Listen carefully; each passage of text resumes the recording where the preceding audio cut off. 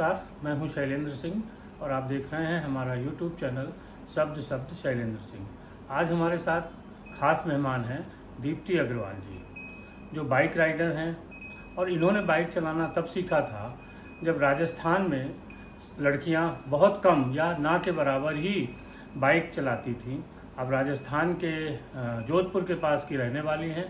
इनका bike riding का सफ़र कैसे शुरू हुआ, बड़ी इंटरेस्टिंग कहानी है और उस कहानी को आज हम आपको सुनवाएंगे दीप्ति जी के जरिए। दीप्ति जी, बहुत बहुत स्वागत है आपका। बाइक राइडिंग कैसे शुरू किया आपने?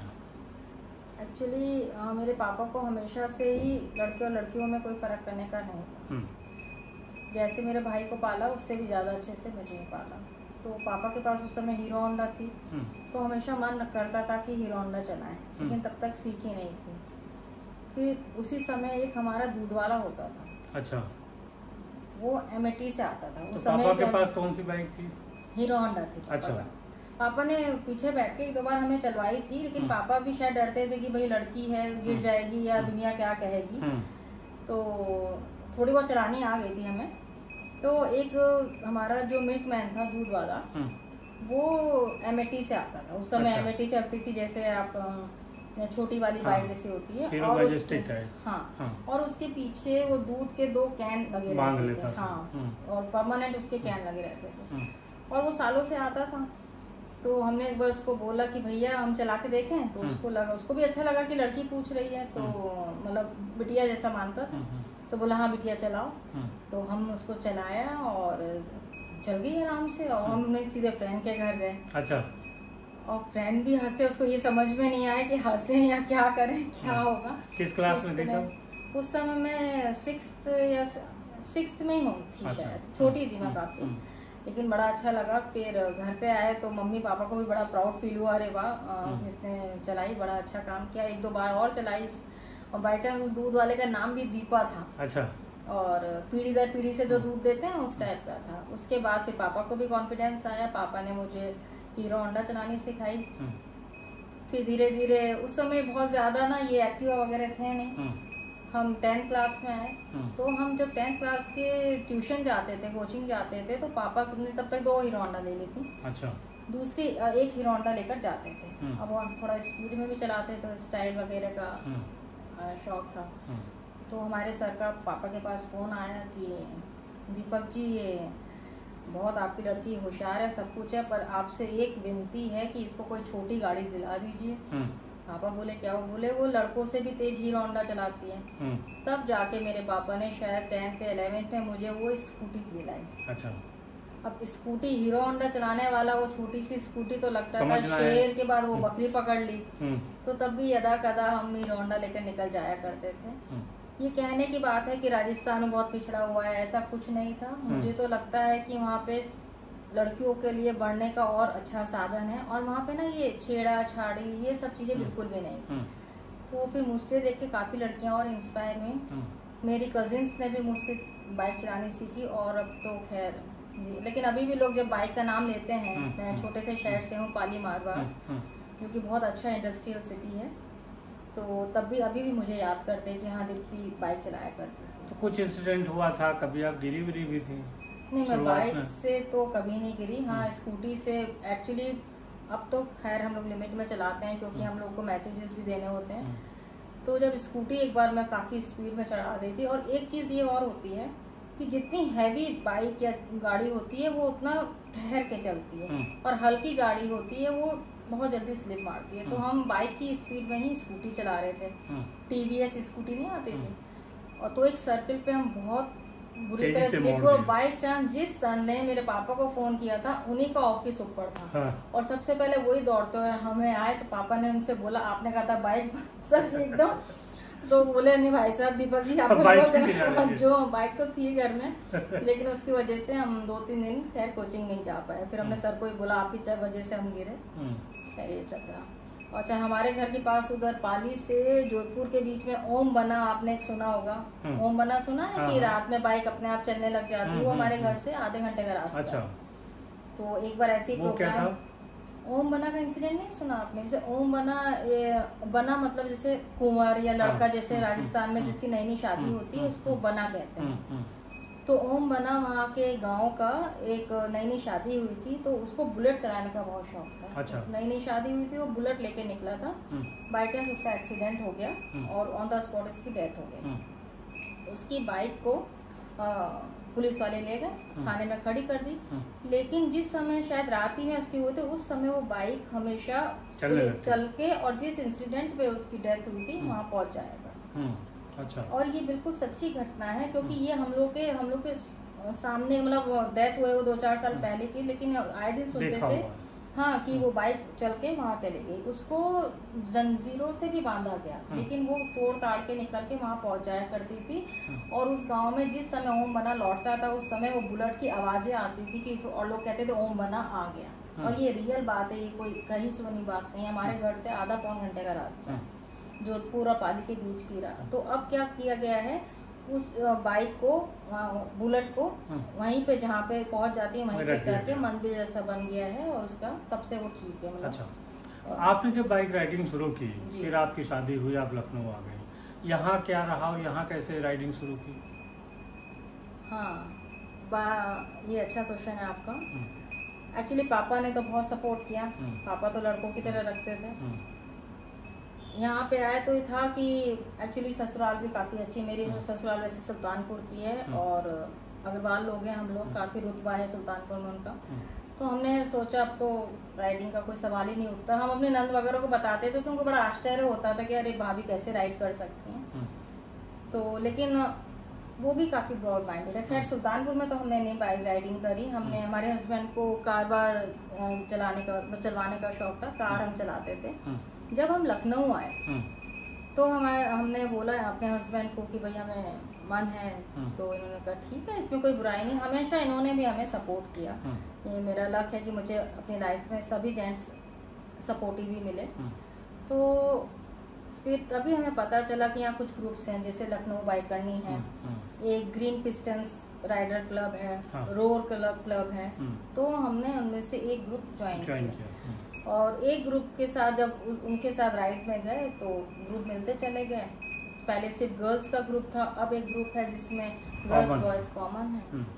और हर राइड का ना एक मकसद होता है। हम लोग ऐसे ही नहीं कि स्पीड करा और गियर दिया, ये सब क्या निकल गए ऐसे। जैसे कोई राइड होती है तो उसमें होता है सेव गर्ल्स चाइल्ड, कुछ प्लांटेशन राइड होती हैं कि हम जगह जगह बीज डालते हुए चलते हैं, कुछ होती हैं कि गर्ल्स एजुकेशन की राइड, जो भी हमें मिलता है हम उनको समझाते हैं गर्ल्स एजुकेशन के बारे में। जब भी कभी ये रोड सेफ्टी सप्ताह चलता है तो गवर्नमेंट वाले, मतलब जो लोग होते ट्रैफिक पुलिस वाले, ट्रैफिक कमिश्नर वगैरह लोग या जो सर हैं वो लोग हम लोग को कॉल करते हैं, मीटिंग्स होती हैं, वो लोग कहते हैं कि भाई आप लोग को गाइड कीजिए। बाकायदा हम लोग पूरा हफ्ता हम लोग एक्टिव रहते हैं, लोगों को ट्रैफिक रूल्स के बारे में भी बताते हैं। तो हर राइड का कोई ना कोई मोटो होता है। अक्षय कुमार के साथ भी आपने चलाई? जी, अक्षय कुमार के साथ भी राइड की थी। कैसी लगी थी वो राइड? वो बहुत अच्छा, सहारा में वो राइड हुई थी, बहुत ही बढ़िया राइड थी। और अक्षय कुमार, अब पता नहीं ये बोलना चाहिए कि नहीं, अक्षय कुमार जितने फिट दिखते हैं रील में उससे ज़्यादा fit and fine and handsome वो रियल लाइफ में है, और वैसे ही बनना है वो। बिल्कुल बहुत अच्छी राइड थी वो भी। अच्छा, जो ये तो राइड की कहानियां हैं, जब कभी नॉर्मली आप निकलती हैं सड़क पे बाइक लेके, तो क्या लोगों की प्रतिक्रियाएं होती हैं, कैसे देखते हैं, क्या रिएक्ट करते हैं? 2-3 साल पहले जब निकलते थे तब तो लोग बहुत चक्के होके देखते थे, लेकिन अब धीरे धीरे लगता है जैसे लखनऊ शहर भी ना हमें बहुत बड़ा नहीं लगता है, जैसे दिल्ली बॉम्बे जैसा तो है नहीं। अब ऐसा लगता है कि सब तो जान गए हैं, तो सबको पता है हाँ दीप्ति है। इवन हर पेट्रोल पंप वालों को पता है कि दीप्ति मैम आएंगी, या उनकी बाइक है, जैसे हमारे पास एवेंजर है, एक छोटी बाइक बेटी के लिए भी ली है नाविक। तो अब ज़्यादा फर्क नहीं पड़ता है, और लड़कियों को अब शौक है, लड़कियां भी अब बाइक चला रही हैं। लेकिन कुछ जो नई लड़कियां, आप तो एक को लोग पहचानते हैं, लेकिन जो नई लड़कियां चलाती होंगी उनको कुछ एक होता ना कि ये लड़की एक ऐसे बाइक चला रही है, या लड़के को लगता है चलो हमसे आगे निकल गई, अब हम राइड करके स्पीड करके इसको ओवरटेक करें। हाँ, लड़कों को ये गलतफहमी होती है, लेकिन उसमें ना लड़कियों को ही थोड़ा कंट्रोल रखना चाहिए।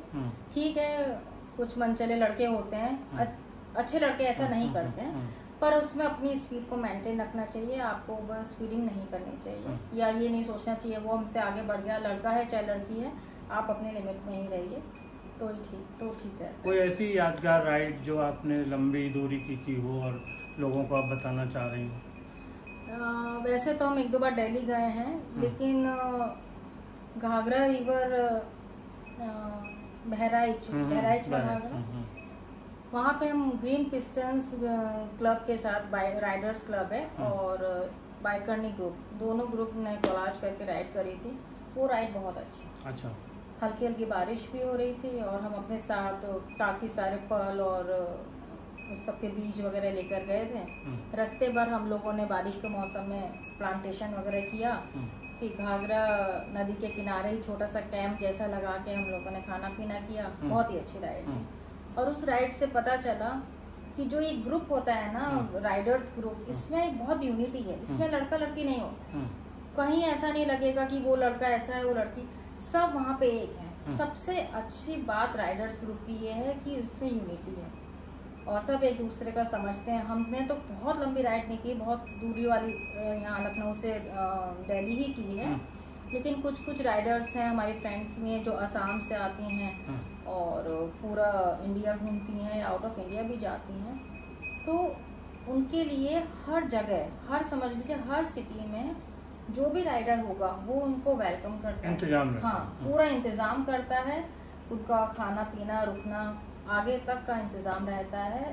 तो ये जो मैं बताना चाह रही थी कि इतनी यूनिटी होती है तो उसमें मज़ा भी आता है। और कुछ मन में है कि कहाँ की राइड करेंगे, इतनी लंबी दूरी करने का कोई प्लान? या हाँ, लद्दाख जाने का बहुत मन है, पर अभी बच्चे थोड़े छोटे हैं, थोड़े छोटे तो नहीं, लेकिन हाँ बेटी का मेरा 12th हो जाए उसके बाद एक लद्दाख राइड जरूर करनी है। अच्छा, आपने अपनी बेटी को भी बाइक दिलाई है? हाँ, बेटी के पास भी है। वैसे अभी मेरी बेटी 18 की नहीं है, लेकिन मैंने दोनों को कार भी सिखा दी है कि कभी इन केस कभी कुछ परेशानी होती है तो आपको चलाना सब आना चाहिए, लेकिन 18 ईयर्स के बाद ही मैं दूंगी। अभी लोकल एरिया में वो चलाती है। अच्छा। क्या तैयारियां करती हैं जब किसी राइडिंग पे जाती हैं? पूरे राइडिंग गियर्स हम लोगों के रहते हैं। First, helmet. आप राइड कर रहे हैं तो आपके पास हेलमेट होना ही होना चाहिए। और जब लंबी राइड रहती है तो पूरा राइडिंग गियर्स, सेफ्टी गियर्स रहते हैं हम लोगों के पास, लाइसेंस से और गाड़ी के कागज वगैरह सब कुछ होना चाहिए। अच्छा, नई लड़कियां जो बाइक राइडिंग सीखना चाहती हैं उनके लिए कोई संदेश आपका? संदेश यही है कि स्पीड से ज़्यादा ठहराव जरूरी है लाइफ में, और चलाओ, कॉन्फिडेंस तो आता ही है, लड़कियां लड़कों से कम नहीं है। तो जब मैंने चलाई थी तो मुझे यही था कि अरे ऐसी क्या चीज़ है जो लड़के कर सकते हैं और हम नहीं कर सकते। तो खैर अब तो लड़के लड़कियों में वैसे भी कोई डिफरेंस नहीं है, लेकिन बाइक चलाने से कुछ थोड़ा कॉन्फिडेंस आता है। जब बाइक हाथ में आती है और ऐसे होता है ना तो एक अलग ही कॉन्फिडेंस आता है। तो आई लाइक। और जो बाइक राइडर एक सामाजिक संदेश देते हैं उनको लोग ज्यादा सुनते हैं। हाँ, देखिए कुछ भी काम जो लीक से हटके होता है ना तो लोग उससे अट्रैक्ट होते हैं। जब लड़कियां, आपने भी देखा है, आप हमारे साथ आए हैं राइड पे, जब लड़कियां राइडिंग करती हैं तो कुछ भी हो लोग रुक के देखते हैं, तो वो समझना चाहते हैं कि आखिर कर क्या रहे हैं। और वो राइड सारी गवर्नमेंट अप्रूव्ड होती हैं तो रोड भी खाली हो जाती है, तो लोग सोचते हैं आखिर ऐसा ये लोग क्या कर रहे हैं। शुक्रिया दीप्ति जी आपका, और सभी साथियों आपका भी बहुत शुक्रिया कि आपने हमें इतने लंबे समय तक देखा। हम ले चलेंगे किसी दिन आपको दीप्ति जी के साथ जो राइडिंग होगी उस पे भी, और दिखाएंगे कैसे ये बाइक राइडिंग करती है। बहुत शुक्रिया।